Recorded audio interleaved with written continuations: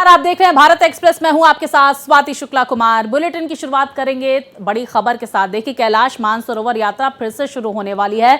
भारत और चीन के बीच कैलाश मानसरोवर यात्रा शुरू करने को लेकर फैसला हुआ है। साथ ही दोनों देशों के बीच सीधी उड़ानें फिर से शुरू करने पर सहमति बनी है। इसी पर इस खास पेशकश की शुरुआत करते हैं।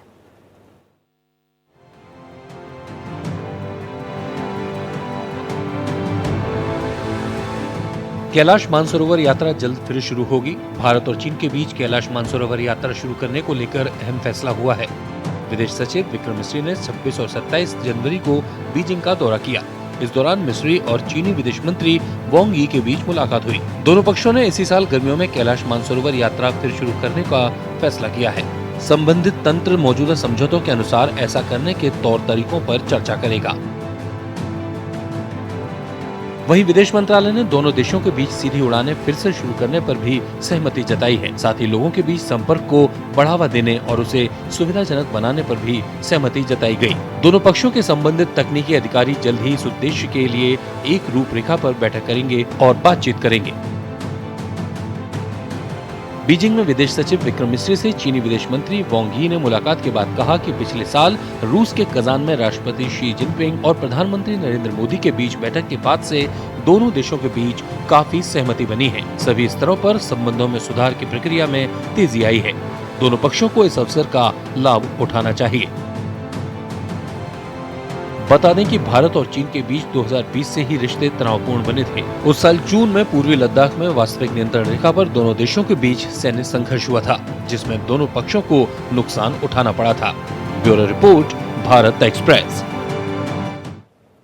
तो कब से बंद थी ये यात्रा? चलिए ग्राफिक्स के जरिए कुछ अहम जानकारियां आप तक पहुंचा देते हैं। दरअसल फ्लाइट सर्विस और यात्रा 2020 से बंद पड़ी थी। 2019 में कोविड के दौरान चीन से बढ़ी थी तकरार। तो भारत चीन के बीच जून 2020 में डोकलाम विवाद हुआ था। भारत और चीन सीमा विवाद के बाद बिगड़े थे रिश्ते। कोरोना के पहले हर महीने 539 सीधी उड़ानें थी। तो कब से बंद थी ये यात्रा?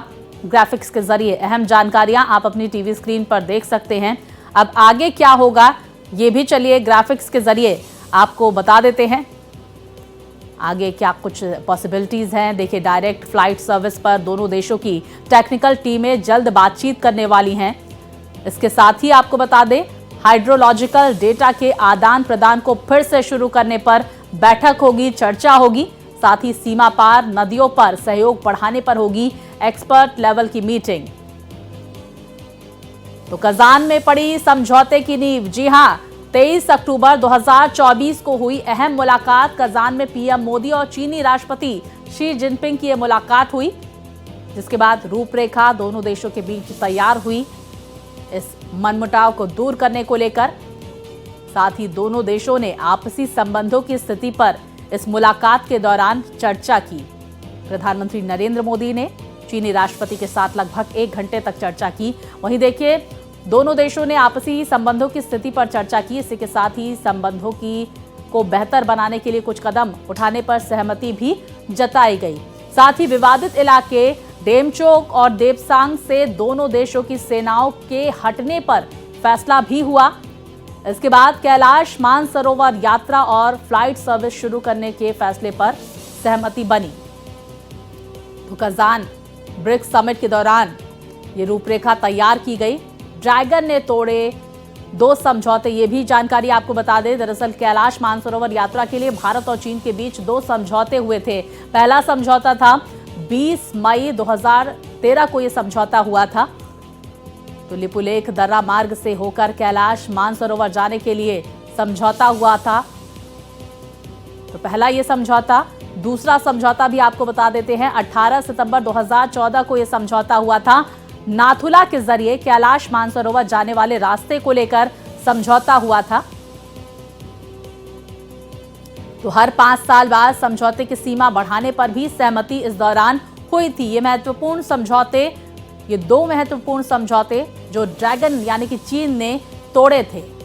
अब कैलाश मानसरोवर यात्रा से संबंधित कुछ जानकारियां आपको बता देते हैं। कैलाश मानसरोवर का बड़ा इलाका चीन के कब्जे में है। इसका ज्यादातर एरिया तिब्बत में है। तिब्बत पर चीन अपना अधिकार बताता है। जी हां, तिब्बत को अपना क्षेत्र बताता है चीन, इस पर अपना अधिकार बताता है। तो कैलाश पर्वत श्रेणी कश्मीर से भूटान तक फैली हुई है। इलाके में ल्याचू और छोंगचू नाम की दो जगहों के बीच एक पहाड़ है। इस तरह की जानकारियां सामने निकल कर आती हैं। तो इस पहाड़ के दो जुड़े हुए शिखर हैं। उत्तरी शिखर को कैलाश के नाम से जाना जाता है। तो शिखर का आकार एक विशाल शिवलिंग जैसा है। तो वहीं कुछ मान्यताएं भी आपको बता देते हैं इस यात्रा से जुड़ी हुई, जहां पर मान्यता यह है कि कैलाश पर्वत भगवान शिव और माता पार्वती का निवास स्थान है। यही वजह है कि हिंदुओं में इसे लेकर विशेष आस्था है। हिंदुओं के लिए बेहद पवित्र स्थल इसे माना जाता है। कैलाश मानसरोवर की समुद्र तल से ऊंचाई 21.77 हजार फीट है। आपको बता दें, उत्तराखंड के लिपुलेख से कैलाश मानसरोवर 65 किलोमीटर की ये यात्रा है। तो वहीं सिक्किम के नाथुला से कैलाश मानसरोवर 802 किलोमीटर की यात्रा है। काठमांडू नेपाल से कैलाश मानसरोवर की यात्रा 500 किलोमीटर है। साथ ही जून से सितंबर के बीच ये यात्रा होती है। तो इस बार भी गर्मियों के वक्त इस यात्रा की शुरुआत की जा सकती है। इस तरह की जानकारियां भी सामने निकल कर आ रही हैं। तो कैलाश मानसरोवर यात्रा, जिसको लेकर भारत और चीन ने सहमति जता दी है। दोनों ही देशों के बीच मनमुटाव कम होता हुआ नजर आ रहा है।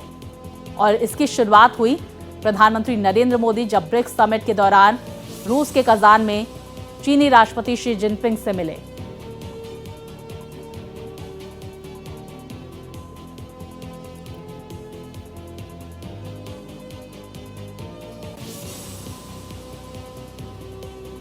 और देखिए, इस मुद्दे पर विस्तार से चर्चा के साथ मेरे वरिष्ठ सहयोगी कृष्ण मोहन हमारे साथ जुड़ गए हैं।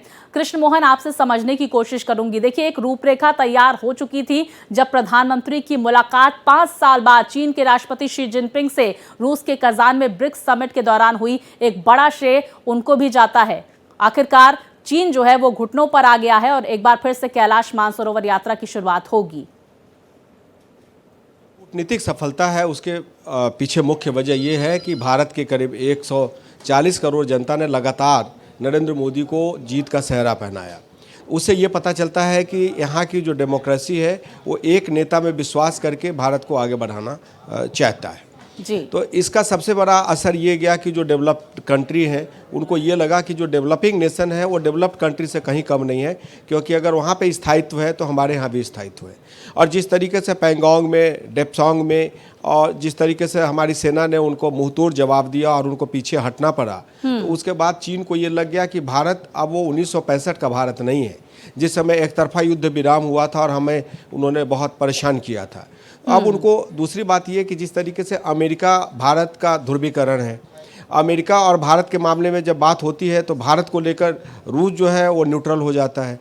तो ऐसे में चीन जो है वो कहीं पे कॉर्नर हो जाता है। और जो भारत की आज के डेट में अगर वैश्विक स्तर पे देखें तो भारत का समर्थन बाकी कई राष्ट्र जो है उनसे ज़्यादा है। तो चीन को ये लगा कि अगर भारत को हम लड़ नहीं सकते डायरेक्टली तो दोस्त बना के चलें, जिसका नतीजा हुआ कि कजान समझौते में बहुत सारी बातें हुई। उनका डिसएंगेजमेंट हुआ बॉर्डर पे। डिसएंगेजमेंट के बाद नाथुला बाईपास और जिस कैलाश मानसरोवर की आप बात करें बहुत दिन से पाइपलाइन में, हालांकि भारत वैकल्पिक रास्ता भी वहाँ पे बना रहा है, थोड़ी सी परेशानियां उसको है, लेकिन चीन को ये लग गया कि भारत की जो कूटनीतिक सफलता है उसके पीछे उनको विवश होना पड़ा, क्योंकि वहाँ भी की जनता भी ये कहती है कि भारत से दोस्ती करके चलने में फ़ायदा है, क्योंकि हमारा मार्केट जो है वो एक तरीके से बहुत कंज्यूमर ओरिएंटेड और प्रोडक्टिव मार्केट है, जिसका फ़ायदा चीन को है। तो जाहिर सी बात है कि जो कूटनीतिक सफलता है वो इस बात को लेकर सफलता है कि हमारी सरकार जो है वो कितनी मजबूत है और इस यहाँ की जनता का सरकार में कितना विश्वास है। और ये इस बात से भी समझा जाए कृष्ण मोहन, क्योंकि चीन और भारत ट्रेडिंग पार्टनर्स हैं। पहले अमेरिका को, चीन की जगह अमेरिका हुआ करता था, लेकिन अब चीन और भारत है। ऐसे में आपसी सहयोग बढ़ाना और खासकर जो विवाद हैं तमाम उस पर यहाँ पर कंट्रोल करना बेहद महत्वपूर्ण है। दूसरी तरफ हम ये भी आपसे समझने की कोशिश करेंगे, क्योंकि आप बहुत लंबे वक्त से नेशनल अफेयर्स कवर करते रहे हैं, क्या चीन पर हम भरोसा कर सकते हैं? चीन पे कोई भरोसा नहीं करता। उनके अंदर जो तमाम राजनीतिक दल के लोग हैं, जब वही भरोसा नहीं कर सकते तो हम उन पे भरोसा कैसे करेंगे? क्योंकि चीन के बारे में कहा जाता है कि ये कब किस तरीके से पलटी मारेगा इसका पता करना बड़ा मुश्किल है, क्योंकि नॉन ट्रस्ट वर्दी नेशन है ये। क्योंकि उसको वैश्विक स्तर पे ये तमगा नहीं दिया जा सकता, लेकिन भारत उस पर कभी भी भरोसा करके नहीं चलता। भारत जो चीन के पड़ोसी 13 राष्ट्र हैं, सबका इन्होंने ज़मीन कब्जा किया हुआ है। किसी के समुद्र पे कब्जा किया हुआ है, किसी के आकाश मार्ग पे कब्जा किया हुआ है, किसी के ज़मीन पे कब्जा किया हुआ है, कहीं पे फाइनेंशियली कब्जा किया हुआ है। तो इस पे कोई भी भरोसा नहीं करता। ट्रंप के आने के बाद चीन की एक मजबूरी ये है कि अगर ट्रंप और भारत, अमेरिका और भारत के रिश्ते बहुत अच्छे हैं। अमेरिका में भारत के प्रधानमंत्री के जाने की बात हो रही है, प्रधानमंत्री बीच में भी गए थे, ट्रंप के भी आने की बात हो रही है शायद अप्रैल मई में। तो ऐसे में चीन को ये लगता है कि अगर दो, एक डेवलप्ड नेशन और एक डेवलपिंग नेशन, डेवलप्ड नेशन के बारे में आपको पता चल गया कि भाई वो उसकी क्या क्या लिमिटेशंस है, वो क्या क्या कर सकता है। लेकिन जो डेवलपिंग है उसके बारे में तो आप ये अंदाजा नहीं लगा सकते कि वो शेप अप होकर कहाँ जाएगा, क्या पता हमारी इकोनॉमी दोनों को सरपास कर जाए। तो ऐसे में भी कोई भी इंटेलिजेंट कंट्री जो है अपने बिजनेस इंटरेस्ट को अगर साथ में रखेगा तो भारत में जितनी बड़ी आबादी और प्रोडक्टिव आबादी है उसको नाराज करके वो नहीं चल सकता। कृष्ण मोहन, चलिए अब हम कैलाश मानसरोवर यात्रा का भी जिक्र कर लेते हैं। कब से इसकी शुरुआत होगी, इसको लेकर क्या जानकारी सामने निकल कर आ रही है? क्योंकि अब तक 5 साल पहले जून से इसकी शुरुआत होती थी। क्या कोई ऑफिशियल डेट अनाउंस हुई है? दूसरी तरफ कैसे रजिस्ट्रेशन कराना होगा? जो लोग जाना चाहते हैं कैलाश मानसरोवर की यात्रा पर, कितना खर्च आएगा? खर्चे का तो अभी नहीं बता सकता, लेकिन जो कल बात हो रही थी कल्चरल मिनिस्ट्री से और जो INB मिनिस्टर के यहाँ से जो जानकारी मिल रही है कि इसकी प्रक्रिया जो है मार्च एंड से इसकी प्रक्रिया शुरू की जाएगी रजिस्ट्रेशन वगैरह की, क्योंकि इसमें बहुत सारी प्रक्रिया होती है। आपका फिजिकल फिटनेस है, आप वहाँ पे आप हाइपोथर्मिया के पेशेंट तो नहीं है, सांस की कोई दिक्कत तो नहीं, बहुत सारी चीज़ें हैं जो प्रक्रिया होती है, रजिस्ट्रेशन कराना है। तो उसको लेके और सरकार की इसलिए भी ज़्यादा जिम्मेदारी बढ़ जाती है कि अगर आप वहाँ पे चले गए, किसी वजह से ख़राब वेदर होने की वजह से आपको बहुत सारा देर रुकना पड़ा, तो ऐसा तो नहीं कि आप वहाँ पे ढेर हो जाएंगे। तो बहुत सारी चीज़ें हैं, लेकिन जो सवाल इसका है कि कब से शुरू होगी, अब समय से जो मैंने बताया मार्च के एंड में या अप्रैल के फर्स्ट वीक में इसकी प्रक्रिया शुरू हो जाएगी और इस बार प्रक्रिया लंबी चलेगी ताकि स्क्रीनिंग अच्छे से हो सके। जो दूसरी बात यह है कि कैलाश मानसरोवर की यात्रा जो पिछले कुछ दिनों से विवादों की वजह से एक तरीके से जो रास्ता था उसको रोका गया, डायरेक्ट फ्लाइट लाने की बात की जा रही है, रास्ते को खोलने की बात की जा रही है, नाथुला बाईपास वाला जो डिस्प्यूट था उसको भी दूर करने की बात की जा रही है। ये सब हमारी कूटनीति का हिस्सा है, क्योंकि जिस तरीके से भारत ने मैं कहूँ कि चीन से जो हमारी एक प्रतिद्वंदिता है या जो हमारे बीच में डिफरेंसेस थे उसको भारत ने छोड़ दिया, कहा कि आपको भी देख लेते हैं कि आप हमारे साथ कितनी दुश्मनी निभा सकते हो। तो कई बार दोस्ती बनाने के लिए दुश्मनी निभाना भी जरूरी होता है कि छोड़ दीजिए आप उसको। तो भारत ने वही कहा कि अच्छा चलिए एक बार हम रुक के देखते हैं, क्योंकि चीन के सामान भारत में बिके ये चीन की मजबूरी हो सकती है। भारत में चीन का सामान आए ये भारत की मजबूरी नहीं है, क्योंकि भारत अब सेल्फ रिलायंट है और एक समय आने वाला है कि मुझे लगता है कि अगले 10 साल में भारत को शायद अब बहुत सारी चीज़ों के लिए चीन पे डिपेंडेंट नहीं होना पड़ेगा। सबसे ज़्यादा चिप, सेमीकंडक्टर, कल जो IT मिनिस्टर हैं वो कह रहे थे कि चिप और सेमीकंडक्टर हम बहुत जल्दी अपना वो शुरू कर देंगे। हम AI के टेक्नोलॉजी की बात हो रही है, तो भारत अब किसी से पीछे नहीं रहा। भारत में थोड़ा समय लग सकता है, लेकिन आपको मैं एक याद करके बताता हूं कि जब रूस से हम क्रायोजेनिक इंजन लेना चाहते थे तो रूस ने इतनी शर्तें रख दी थी कि हम क्रायोजेनिक इंजन उनसे हमने नहीं लिया, और उसके बाद नरसिम्हा राव गवर्नमेंट ने यह फैसला किया कि हम अपना निर्माण करेंगे। और आज नरसिम्हा राव का एक फैसला इतना कारगर साबित हुई कि उसके बाद हमने अपना क्रायोजेनिक इंजन बनाया, और इंजन बनाने के साथ आज देख लीजिए कि हम बहुत सारे सैटेलाइट और तमाम चीज़ों का हम अपने यहाँ से प्रक्षेपण करते हैं। तो भारत की एक हठधर्मिता जो है वो चीन पे भारी पड़ा। भारत ने कहा कि हम आपके सामने झुकेंगे नहीं, आपको अगर हमारी शर्तों पे बात करनी है तो कीजिए, नहीं करनी है तो आपकी सेना भी तैनात रहेगी, हमारी सेना भी तैनात रहेगी। और उसको लेकर उनको जो असहजता महसूस हुई उसका नतीजा है कि अब दोनों बातचीत करके और चाहते हैं कि साथ साथ चलें। बिल्कुल, देखिए आत्मनिर्भर भारत जो कहीं ना कहीं चीन के लिए चिंता का विषय बना हुआ है, इसीलिए इस वक्त घुटने पर चाइना नजर आ रहा है। कृष्ण मोहन, हम आपसे ये भी समझने की कोशिश करेंगे, आपने आपसे कुछ देर पहले एक बात कही थी कि कैलाश मानसरोवर के लिए भारत भी एक सब्स्टिट्यूट रास्ता बनाता हुआ नजर आ रहा है, इसके बारे में भी जरा हमारे दर्शकों को बताएं। इसके दो रास्ते हैं। एक रास्ते जो कैलाश मानसरोवर वाला है, जिसको लेके बहुत जो डिफरेंसेस चल रहे थे चीन के साथ, तो हमें घूम के करीब 13-14 किलोमीटर और दूर जाता था। तो आपको मालूम है कि पहाड़ी क्षेत्र में 13-14 किलोमीटर टर्न होके जाना मतलब एक दिन पूरा लग जाना, और जो लोगों की फिजिकल कंडीशंस या तमाम सारी उसमें दिक्कतें थी।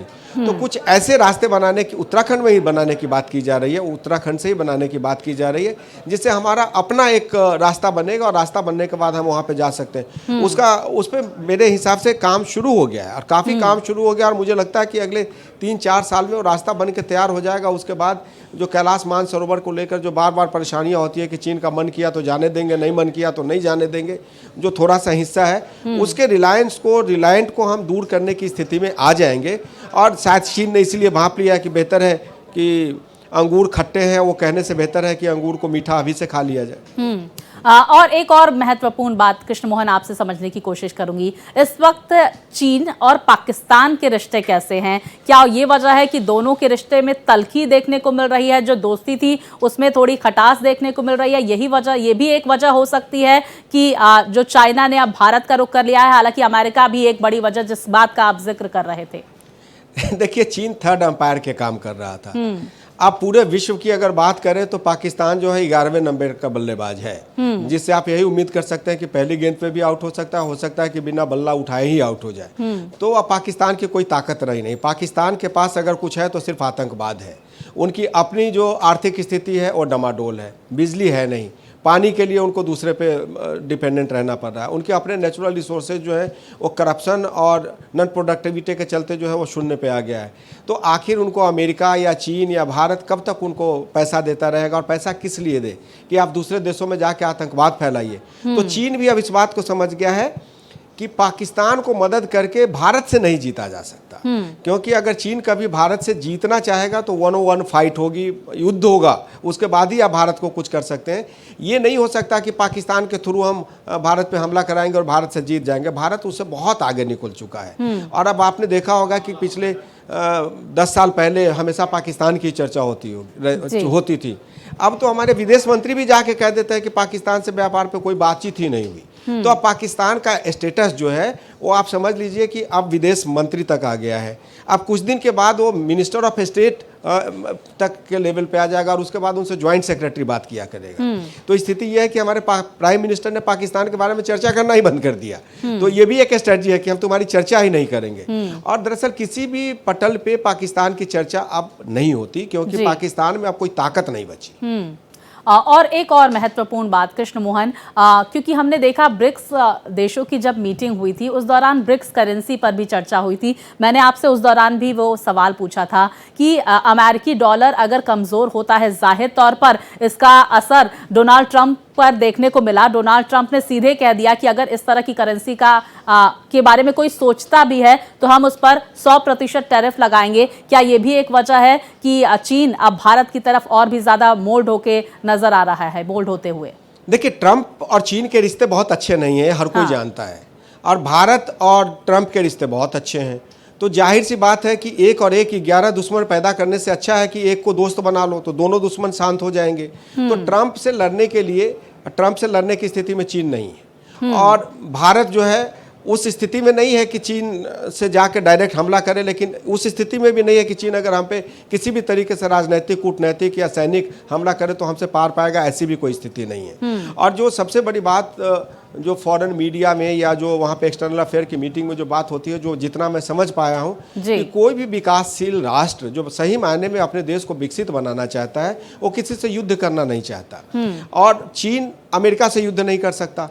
और बात यह है कि चीन से भारत क्यों युद्ध करे, जब आपने हमारी ज़मीन पे थोड़ा बहुत ये किया, आके हमारे टेरिटरी में आने की बात की, तो आखिर आप डिसएंगेज्ड होके चले गए।